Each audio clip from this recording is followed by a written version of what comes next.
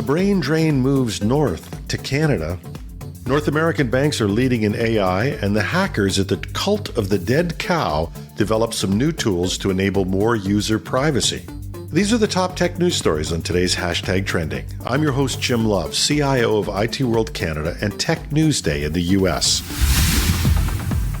There was a time when we worried, with good reason, about the US attracting the best tech people from Canada. But lately, Canada's on the winning side and luring skilled tech workers away from the United States, thanks to a new work permit program targeting US-based knowledge workers, particularly those on H-1B visas.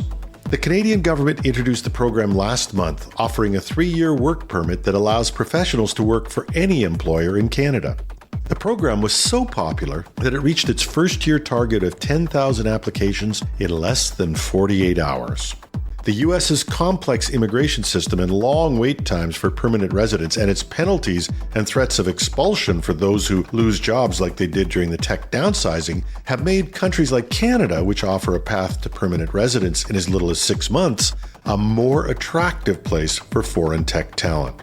10,000 people sounds like a lot, but it should be kept in perspective when competing with a country of more than 350 million people. But even at these numbers, the talent drain could have a significant economic implication for the U.S., as H-1B workers contribute significantly to taxes, consumer spending, and job creation. And on the subject of winning, North American banks are leading the global race in transforming banking into an AI-first industry, according to a report from banking data provider Evident. JP Morgan Chase, Capital One, and Wells Fargo are among the top performers in AI research, patents, and investments. In 2022, North American banks published 80% of all bank AI research and made 60% of all bank AI-related investments, while filing 99% of all the AI-related bank patents in 2021. The report highlights that banks without a centralized AI innovation strategy are falling behind. AI research, patents, and partnerships can help a bank differentiate itself with new products and processes. However, the challenge lies in harnessing data through AI, from sourcing computer resources to structuring data and deciding when to build and when to buy models. Advanced Micro Devices, AMD, is forecasting a strong end to the year, driven by the planned launch of its MI300 artificial intelligence chips, which are designed to compete with NVIDIA's advanced H100 chips. The MI300 chips are in high demand, and AMD plans to ramp up production in the fourth quarter. The company is also considering creating special chips for the lucrative Chinese market, similar to NVIDIA's strategy, to comply with U.S. export controls. Despite not providing a detailed full-year forecast, AMD expects its 2023 sales in its data center businesses, including MI300 chips, to exceed the $6 billion mark in 2022. However, for the second quarter, revenue at AMD's data center business fell by 11% to $1.3 billion, while revenue at its client businesses slumped 54% to $998 million from $2.2 billion a year ago.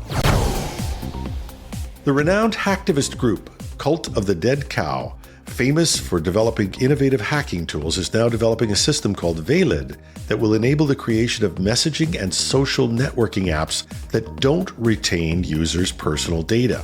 The coding framework can be used by app developers who are willing to implement strong encryption and forego revenue from targeted advertising based on user data. The system is designed to provide a foundation for messaging, file sharing, and social networking apps without harvesting any data, all secured by end-to-end encryption. The challenge lies in persuading developers to design apps compatible with Veiled, as potential revenue streams are limited due to the inability to collect detailed user information for targeted ads. The project is set to be detailed at the annual DevCon hacking conference in Las Vegas. The mystery of where Apple is in the world of AI continues. Recently, rumors circulated that Apple was planning to launch an AI initiative in 2024, but the latest note from analyst Ming-Chi Kuo cast doubt on these speculations. Kuo's analysis indicate that Apple's progress in generative AI technology is significantly behind its competitors, and he does not expect the company to make significant strides in integrating AI edge computing and hardware products by 2024. While this doesn't necessarily contradict the possibility of a major AI announcement from Apple in 2024, Kuo does not foresee the next generation AI launching in Apple's consumer hardware next year. And here's where it's great to be Apple. The predicted impact on their stock? None.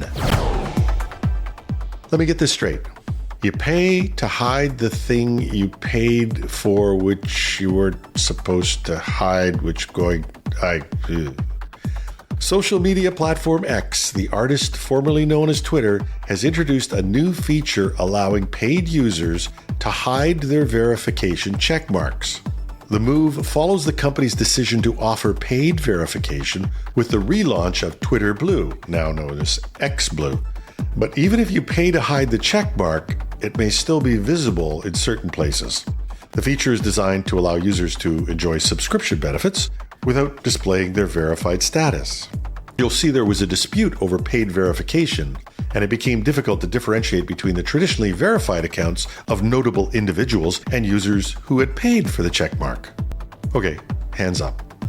This is what really happened. But did any of you understand this? It makes it really easy to understand only one thing: why these harebrained schemes don't seem to be able to attract and retain paying users. It's another one for the X-Files. Again, I'm just thinking out loud. These are the top tech news stories for today. #Trending goes to air 5 days a week with a special weekend interview show we call the Weekend Edition.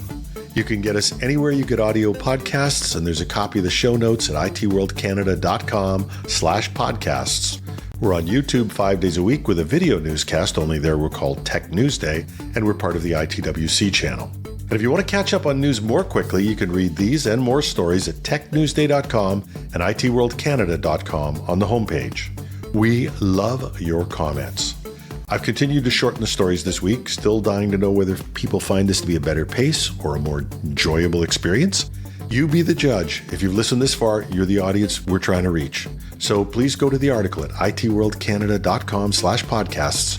You'll find a text edition there. Click on the X or the check mark and tell me what you think. I'm your host, Jim Love. Have a thrilling Thursday.